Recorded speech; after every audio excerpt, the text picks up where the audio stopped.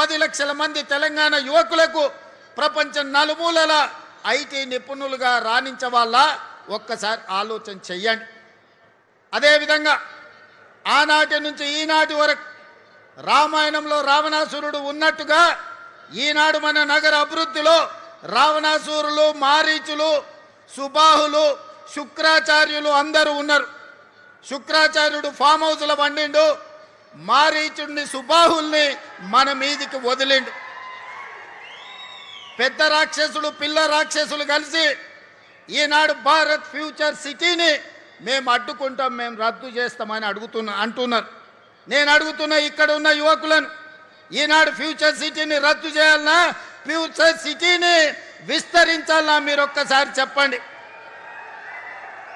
ఈనాడు future city మన ఫ్యూచర్కే కాదు, మన పిల్లలు, వాళ్ళ పిల్లలు, వాళ్ళ పిల్లలు భవిష్యత్ తరాలకు గొప్ప ఫ్యూచర్ను అందించడమే కాదు, భారతదేశానికే కాదు ప్రపంచానికి ఒక దిక్సూచిగా ఒక గొప్ప నగరంగా తీర్చిదిద్దాలి అని ఈనాడు మన ప్రభుత్వం సంకల్పంతో ఈ కార్యక్రమాన్ని తీసుకున్నది. ఈ సంకల్పాన్ని అడ్డుకోవాలని ఈనాటి రాక్షసులు కడుపు నిండా విషం పెట్టుకొని కళ్ళల్లో నిప్పులు పోసుకొని ఇక్కడనే కాదు అమెరికాకి వెళ్ళి ఫ్యూచర్ సిటీని మేము రాగానే రద్దు చేస్తామంటారు.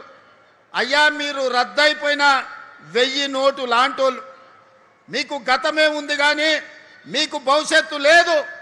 మిమ్మల్ని తెలంగాణ ప్రజలు తిరస్కరించారు, మిమ్మల్ని తెలంగాణ ప్రజలు శ్మశానానికి పంపించారు. ఇక మీకు భవిష్యత్తు లేదు. ఈ భవిష్యత్తు నగరాన్ని రద్దు చేస్తామంటే వచ్చేసారి ప్రతిపక్ష హోదా కూడా రాదు, ఈ ప్రాంత ప్రజలు బండకేసి కొడతారని ఈనాడు నేను చెప్పదలుచుకున్నా. అందుకే మిత్రులారా, ఏడ్చే వాళ్ళ ముందు మనం జారి పడ్డట్టుగా కాకుండా ఏడ్చే వాళ్ళు ఏడ్చుకుంటుంటూనే మనం అభివృద్ధి పదం వైపు నడవాలి. అందుకే డిసెంబర్లో పనులు ప్రారంభించుకున్నాం. జూన్ 10 తారీఖు నాడు కార్యాలయాన్ని ఈరోజు మనం ఇనాగరేట్ చేసుకొని జాతికి అంకితం చేసినాం.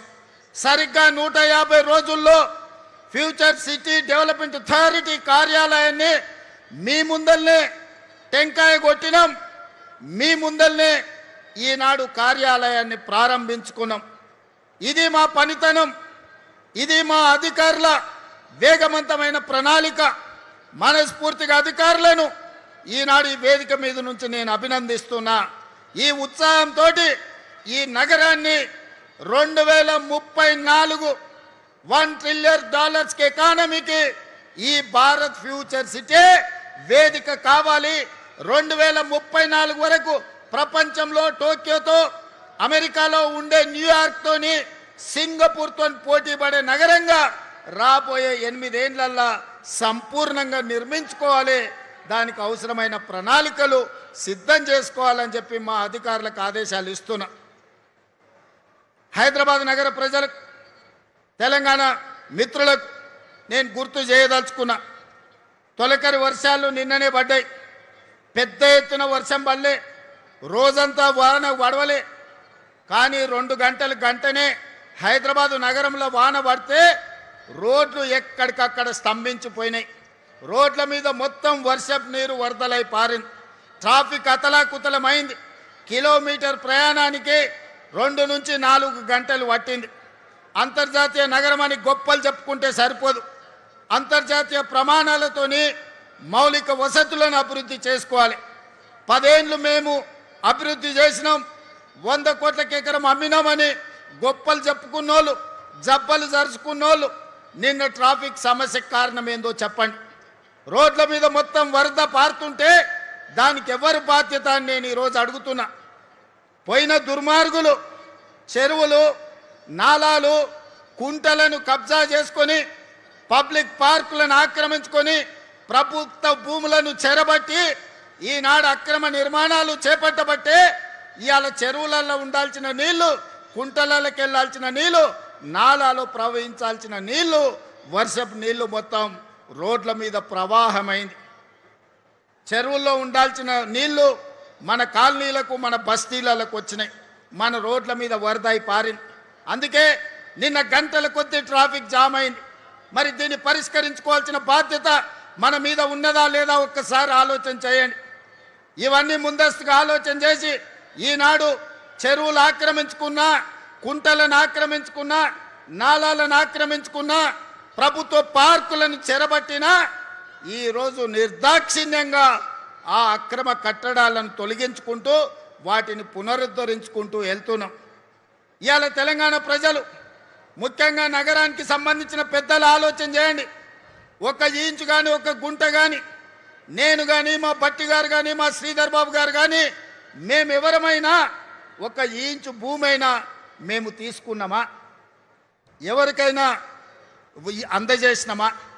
ఇవాళ వాటిని తొలగించి ఇవాళ మంచి చెరువులను పునరుద్ధరిస్తున్నాం. లేక్ ఎకానమీ అని మా అక్కలకు ఆడబిడ్డలకు ఈ లేక్ల చుట్టూతా మంచి షాపింగ్ మాల్స్ డిజైన్ చేసి కూరగాయలు అమ్మడానికి, పాలు అమ్మడానికి, పండ్లు అమ్మడానికి ప్రజలు వాకింగ్ కోసం వచ్చి పాలు పండ్లు కూరగాయలు తీసుకెళ్లడమే కాకుండా వాళ్ళ మన్మన్లను మన్మరాలను ఆడిపించుకోవడానికి ఆట స్థలాలను ఈరోజు లేక్ల చుట్టూతా మనం అభివృద్ధి చేస్తున్నాం. రాజేంద్ర నగర్లో బుమరక్ దౌలా అని నిజాం సర్కార్లో ఉన్న గొప్ప చెరువును ఆక్రమించుకుంటే ఆక్రమణలు తొలగించి ఈరోజు పునరుద్ధరించినాం. ఈ ప్రాంత యువకులు రాజేంద్ర నగర్ వైపు పోయినప్పుడు బుమరక్ దౌలా చెరువు ఎట్లా అభివృద్ధి చెందిందో చూడండి. కుక్కట్పల్లిలో నల్ల చెరువు చూడండి, హైటెక్ సిటీ దగ్గర తుమ్మిడికుంట చూడండి, లేకపోతే సున్నం చెరువును చూడండి. అంతెందుకు మా హనుమంతన్న 50 ఏళ్ళు కొట్లాడిండు బతుకమ్మ కుంట ఆక్రమణలు తొలగించమని. ఇవాళ అంబర్పేటలో ఉన్న బతుకమ్మ కుంటకు పోయి చూడండి అక్కల్లారా, దాని పేరే బతుకమ్మ కుంట. వెనకటికి ఆడబిడ్డలు బతుకమ్మ ఆడి బతుకమ్మల్ని ఆ కుంటలో వదిలేటోళ్ళు. బీఆర్ఎస్ నాయకులు అంబర్పేట ఇన్ఛార్జ్ ఎట్ల సుధాకర్ రెడ్డి అని ఆ బతుకమ్మ కుంట 15 ఎకరాలు కబ్జా పెట్టుకొని కేసీఆర్ వచ్చినప్పుడు హెలికాప్టర్లో గులాబీ పూలు జల్లిండని ఆ 15 ఎకరాల బతుకమ్మ కుంట ఆ ఎడ్ల సుధాకర్ అన్నట్టు ఆయనకు రాసిచ్చిండు. వాళ్ళ తాత జాగీరా రాసి అని కానీ నేను అడుగుతున్నా. ఆడబిడ్డలు బతుకమ్మలు ఆడుకొని బతుకమ్మలు వదిలే బతుకమ్మ కుంటను దుర్మార్గులు చెరబడితే ఈనాడు నిర్దాక్షిణ్యంగా ఆ అక్రమార్కుల పని బట్టి ఈనాడు బతుకమ్మ కుంటను పునరుద్ధరించడం. గొప్ప గొప్ప వ్యక్తులు గండిపేట హిమాయత్ సాగర్ను ఆక్రమించుకుంటే వాటన్నిటిని తొలగించే ప్రయత్నం చేస్తున్నాం. ఇవన్నీ మా కోసం కాదు, ఇవన్నీ భవిష్యత్ తరాల కోసం. ఈనాడు ఢిల్లీ చూడండి, కాలుష్యంతో బడులు బంద్ అయినాయి, పార్లమెంటు బంద్ అయింది, ప్రభుత్వ కార్యాలయాలు బంద్ అయినాయి. ముంబైలో వాన వస్తే రోజుల కొద్దీ ఇంట్లోకి వెళ్ళి బయటకు వెళ్ళలేని పరిస్థితి. బెంగళూరులో ఇంట్లో నుంచి వెళ్తే ఎప్పుడు ఎయిర్పోర్ట్కి వెళ్తామో మనకు తెలియదు. చెన్నైలో వాన వస్తే పడవల్లో తిరుగుతారు. కలకత్తాలో శాంతి భద్రత లేక కత్తులతో పొడుచుకుంటారు.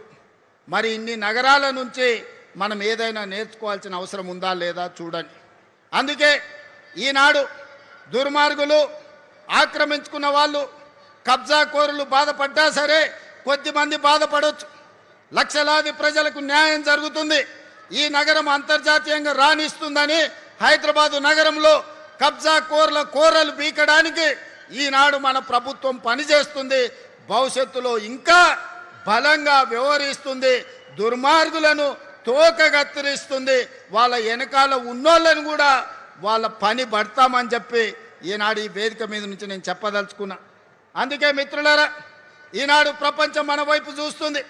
చరిత్రలో జూన్ 10, 2026 తారీఖు చరిత్రలో సువర్ణ అక్షరాలతో లిఖించబోతున్నాం. భారత్ ఫ్యూచర్ సిటీలో ఈనాడు green pharma, sports, education, health, అదేవిధంగా AI, data centres, GCC centres, global fortune 500 కంపెనీలను వీడికి రప్పించేదానికి ఈరోజు పునాది వేసుకున్నాం. పోయిన డిసెంబర్లో గ్లోబల్ సమ్మిట్ ఇక్కడనే ఏర్పాటు చేసినాం. ప్రపంచ దేశాలన్నిటినీ ఇక్కడికి రప్పించగలిగినాం. మళ్ళీ డిసెంబర్లో గ్లోబల్ సమ్మిట్ను మా శ్రీధర్ బాబు గారి నేతృత్వంలో అద్భుతంగా నిర్వహించి ఇక్కడికి ప్రపంచ దేశాలను రప్పించడమే కాదు, వాళ్ళ పెట్టుబడులను ఆకర్షించి మన స్కిల్స్ యూనివర్సిటీలో మన ATCలలో చదువుకున్న వాళ్ళకు లక్షలాది మందికి ఉద్యోగ ఉపాధి అవకాశాలు కల్పిస్తాం. అందుకే మిత్రులారా, ఈనాడు మీరందరూ కేఎల్ఆర్ గారి నేతృత్వంలో ఫ్యూచర్ సిటీ డెవలప్మెంట్ అథారిటీలో మీ గ్రామాలను కలపాలని మీరు ముందుకు వచ్చిండ్రు, మీరు తీర్మానాలు చేసిండ్రు. మా కసిరెడ్డి నారాయణ రెడ్డి కల్వకుర్తి ఎమ్మెల్యే గారు కూడా కొన్ని ప్రతిపాదనలు తెచ్చిండు. ఇవాళ సూచన ప్రాయంగా కొన్ని గ్రామాలను ఫ్యూచర్ సిటీలో కలిపినాం. భవిష్యత్తులో కార్యాలయం ఇక్కడనే ఉంటుంది. గ్రామాల వారీగా చర్చలు చేసి వాళ్ళందరినీ కూడా ఫ్యూచర్ సిటీలో కలుపుతుంది ప్రభుత్వం. ఈ ఫ్యూచర్ సిటీని దేశానికే కాదు ప్రపంచానికే ఒక గొప్ప నగరంగా రాణిస్తుందనడంలో ఎవరికి ఎలాంటి అనుమానాలు లేవు. అడ్డుపట్టునోళ్ళు అడ్డం పడ్డోళ్లను అడ్డంగా తొక్కుకుంటూ పోతారు ఈ ప్రాంత రైతాంగం, ఈ ప్రాంత ప్రజలు. ఈ నగరాన్ని వాళ్ళే కాపాడుకుంటారు, ఈ నగరాన్ని వాళ్ళే నిర్మించుకుంటారు. ఈ నగరాన్ని ప్రపంచానికి అంకితం చేసే యువత ఈ ప్రాంతంలో ఉన్నారు. వాళ్ళ మీద నాకు సంపూర్ణమైన విశ్వాసం ఉన్నది. ఈ నగరం భవిష్యత్తుకు ఒక దిక్సూచి. ఖచ్చితంగా ఈ నగరం విరాజిల్లుతుంది. హైదరాబాద్కి ఎంత గొప్ప పేరు వచ్చిందో పర్ల్స్ విషయంలో కావచ్చు, హైదరాబాదులో ఫ్రూట్స్ విషయంలో కావచ్చు. హైదరాబాద్ అంటే లేక్స్ అండ్ రాక్ సిటీ.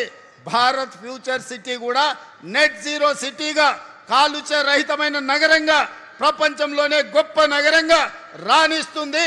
తీర్చిదిద్దుతామని మీ అందరికీ తెలియజేస్తూ మీ అందరి దగ్గర సెలవు తీసుకుంటున్నా. వీలైనప్పుడల్లా వచ్చి ఫ్యూచర్ సిటీ కార్యాలయంలో నేను కూర్చుంటా. మా మంత్రి శ్రీధర్ బాబు గారు, మా బట్టి గారు వారానికి ఒక్కరోజు ఇక్కడికి వస్తారు, ఈడ కూర్చుంటారు. మీ సమస్యలు ఏమున్నా అడిగి తెలుసుకుంటారు, వాటిని పరిష్కరించే విధంగా ముందుకు వెళ్తారని తెలియజేస్తూ మీ అందరి దగ్గర సెలవు తీసుకుంటున్న. ధన్యవాదాలు మిత్రులారా.